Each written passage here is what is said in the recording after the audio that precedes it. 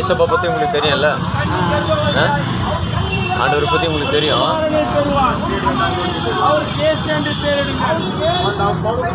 இயேசு கிறிஸ்து உங்கள் பிரச்சனையை மாற்றுவார். அதனால் நீங்கள் பயப்படாதீங்க. யார் என்ன பண்ணியிருந்தாலும் சரி, இயேசு சிலுவையில் சிந்தின ரத்தத்தினால உங்களுக்கு விரோதமான என்ன காரியமாக இருந்தாலும் சரி, எதுவும் என்ன பண்ணாது, வாய்க்காது.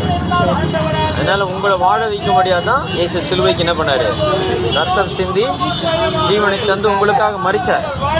அதனால் ஜீவனையே கொடுத்தவர் உங்களை வாழ வைக்க மாட்டாரா? எவ்வளோ வல்லமை உள்ளவர் இல்லையா?